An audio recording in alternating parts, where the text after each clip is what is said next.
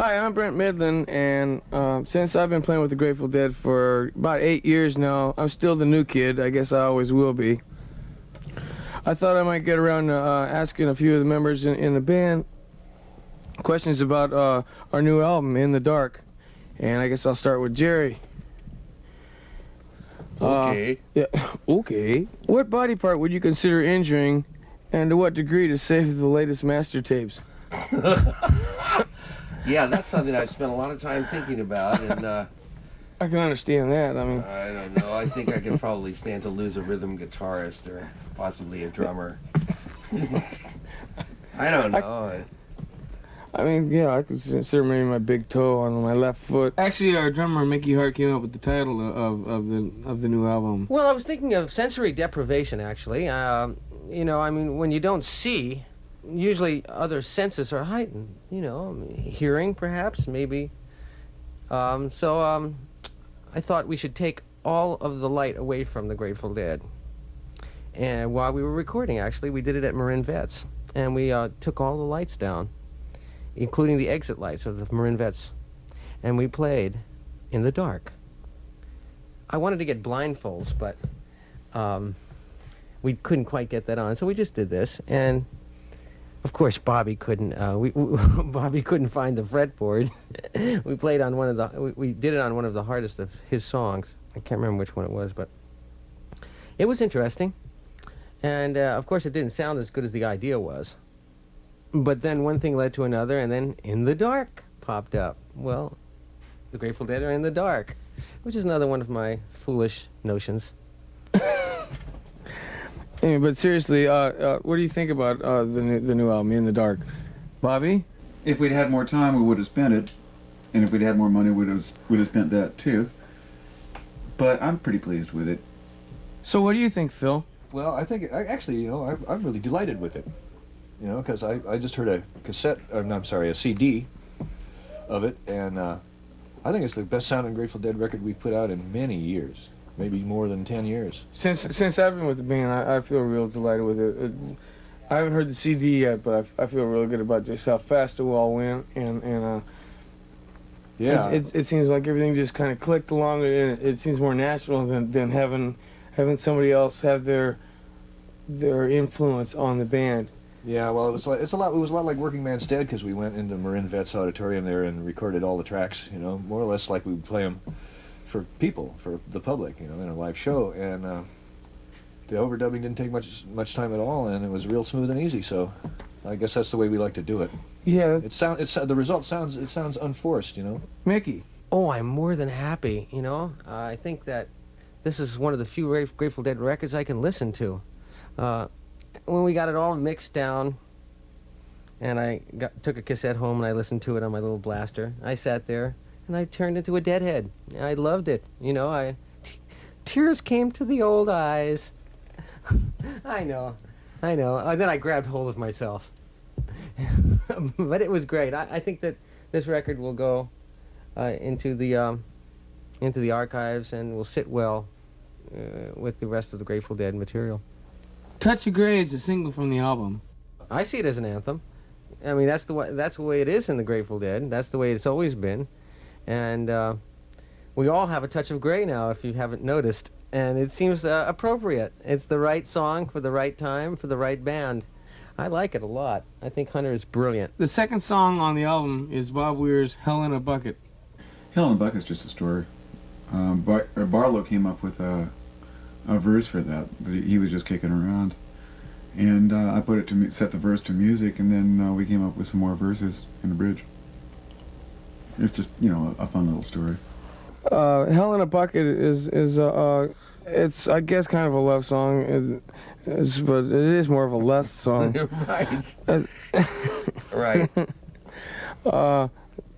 Well, what do you think about all the sounds in there? There's a lot of sounds, pit bulls fighting and whips and They stuff. seem to fit. I really like the end of it where you get the snarls and stuff from Right. the pit bulls. Yeah, I like that myself. They're the nastiest sounding pit bulls ever. God, these are horrible sounding monsters. I mean, I can't really even say it's pit bulls. It just sounds like it. Right, I don't even know whether it is or not. It's just some kind of dogs. It seems like Digital doggies. when push comes to shove, now that's probably more of a love song than all the rest. Yeah, that's more conventional. That actually has love in the lyrics. It's got some real nice pictures in it. I mean, there's some real nice pictures painted in it. Yeah. Like roses strangling or roses. Watch out for the roses. Vicious roses turning on you and ripping you to pieces. I think that's a great image. I love that. I really like Push Comes to Shove. I missed out on those vocals. Probably why I like it so much.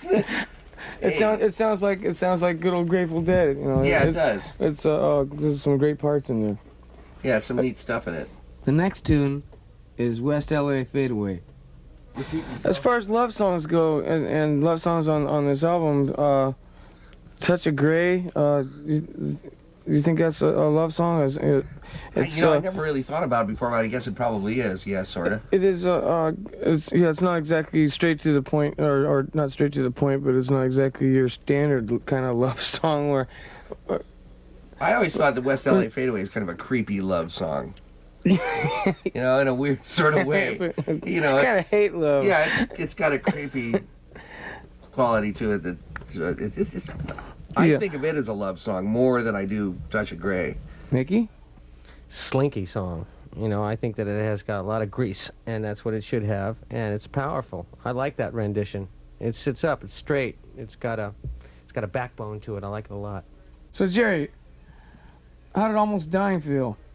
Gee, that's one of those things that it's really hard for me to gauge because wasn't that weird for me. It was just about died, that's it. Yeah, but it didn't feel weird, you know. I mean, I only know about it because that's what everybody told me about it later. Yeah. You know, but for me, it was just, you know. I think it put a good scare. I don't know about yourself, but it put a good scare in everybody else. Well, it did me too after the fact, but it's kind of a weird. It's like a non-experience. I mean, I don't know what happened. It just, you know. I never did feel sick or anything. Yeah, you did. I rode home in the car with you from the airport. I was really tired. Yeah. Yeah, you were sick to your stomach too. Yeah, that's right. But I mean, I don't think that was really something that was going to put you through a big change. No, me neither. I didn't think it was going to be. I didn't think it was nearly fatal. You know. I mean, it didn't feel that way. It felt like I'm really tired. You know, what I need is about 5 or 6 days of good, solid rest. I felt like that. Yeah. Well, I think it's more. As far as myself, especially, it's just made me more appreciate the fact that we're still happening as far as a band, and that we're all here, and me too. What a boon. Not take it for granted. Yeah, right. Me too.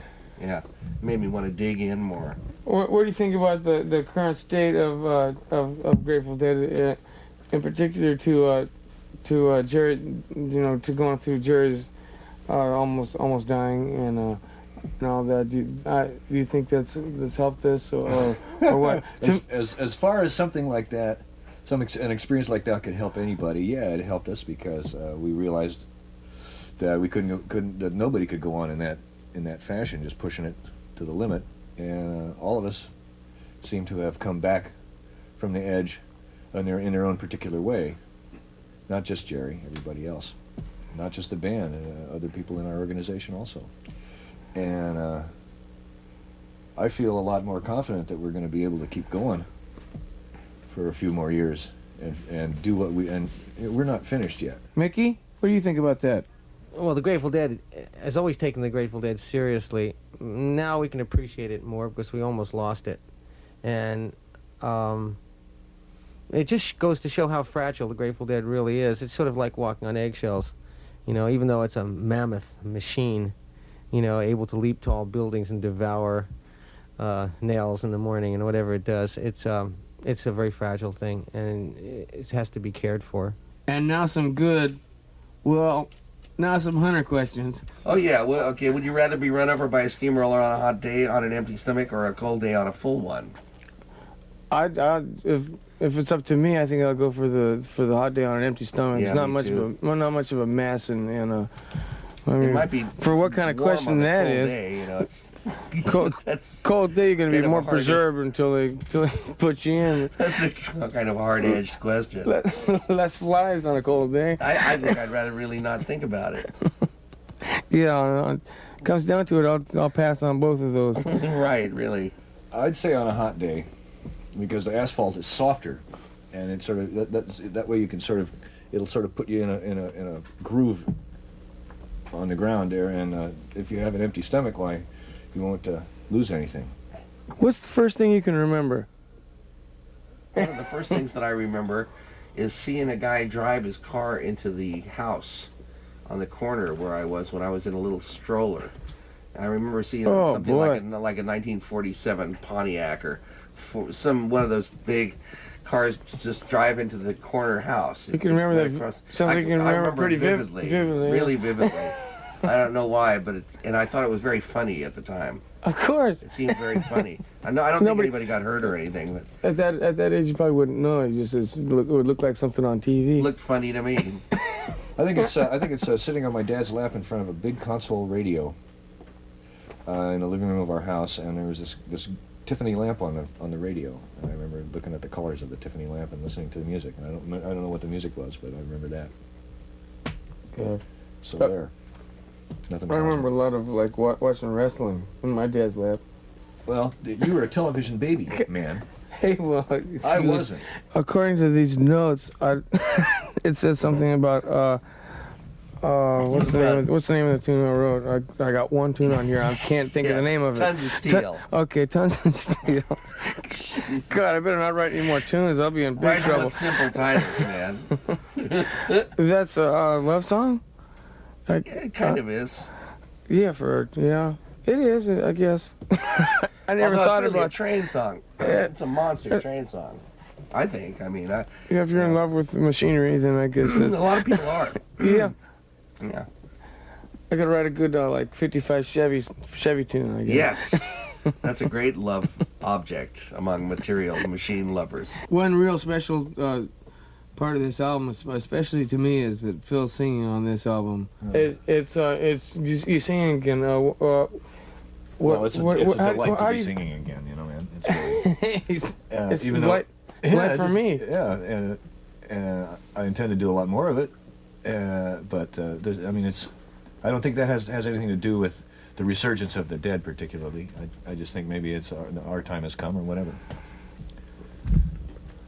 It's just curious that you haven't sung for a long time, and then you've come back to singing again.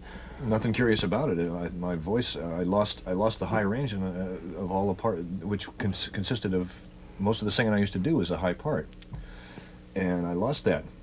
And there's no nodes on my vocal cords or anything. I just lost it. I went to see an expert, and he said it's just your aging vocal cords. You went through your second puberty. Our second tune is called Throwing Stones. Throwing Stones is basically a sort of an anarchist diatribe. Not classical anarchy, but just your regular street variety of anarchy. And I don't like government, never have liked it, don't trust it. I don't think it works in anybody's behalf, really, except for the politicians. They have their own weird slanted view of the way things should be, and they try to forward that to people, but it's not the best possible choice in my estimation at any given juncture. But that's what you get through government, and I don't like it. And so I thought I don't know how I got into putting my feelings on tape, but it happened. Throwing Stones, I think that Weir really outdid himself on the vocal of that. I think it was passionate, and he really laid into it. I'm really proud of him. He did well. Most all these vocals are from top to bottom. I mean, he sang them without, taking it apart. Taking a piece here, a piece there. I mean, that's a performance. And so I think that Weir really outdid himself on this, and so did Brent. Brent really shines. He's really does wonderful work on this. Hey, Jerry, have you learned anything in 22 years as a band? Okay, so Let's get the hang of it any day now. Right, pretty soon now. Just everybody hang around, and we'll eventually get it. Learn? Yeah, right. Yeah, we're still learning. Oh, Let's see. What's the biggest misconception fans have about the Grateful Dead? None. want a quick answer? How long we got? Right. What's the biggest misconception? Non-fans, they probably still are running with the basic 60s stereotype. If they think anything at all about us. I'm inclined to think that they don't. I'm inclined to think that they don't think they don't listen to the music to get anything out of the music. Hmm. I mean, they picture a couple songs and think that that's it, and haven't listened. Non-fans, they haven't listened to enough stuff to know that there's something to appreciate. Yeah, right. We're pretty remote to those people. I mean, we're never on television or anything like that. We aren't in People magazine that regularly, or TV Guide, or any of that kind of stuff. That regular straight ahead media. I could picture that. The cover of TV Guide. Yeah. And it's been a couple months since we've been on oh God, what is it? It's been a couple months since we've been on the top 10 on Solid Gold. Right. We haven't been on Solid Gold in days. Right, quite a while now. So, yeah. Here's another Hunter question. Who would you choose to play the other band members in the movie of the life of the Grateful Dead? Okay. Let's see. Robert Redford is Weir. Yeah, that'd be good. Yeah. Phil, I don't know. God, not Charles Bronson. Who's no. Dennis Hopper. Maybe Clint Eastwood. Clint Eastwood. That'd be good. Make my day. Right. Yeah. Al Pacino could do a good Mickey. Billy? Oh, God. De Niro. I'd like Bruce Dern to play you. I can't picture anybody but you playing you. Yeah, I know. Well, it doesn't Bruce say Dern, anything about me. Yeah. A lot of them are dead.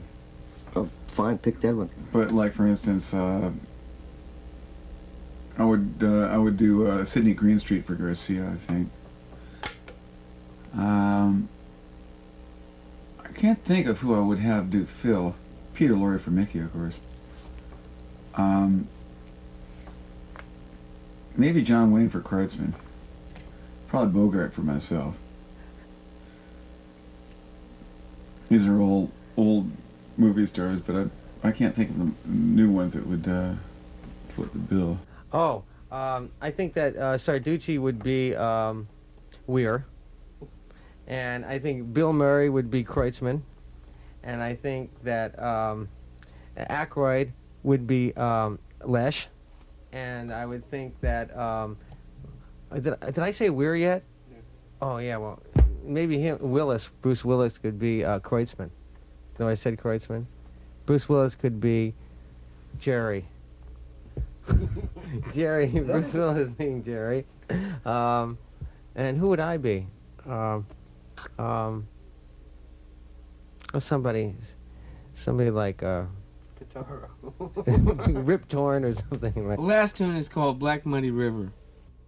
Anything as far as the lyrics go that could kind of describe, could you get into what it's about? Yeah, I really don't. I don't really know what it's about.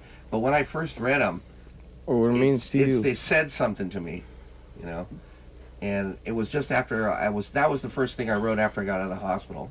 There was something about it that made me, that became,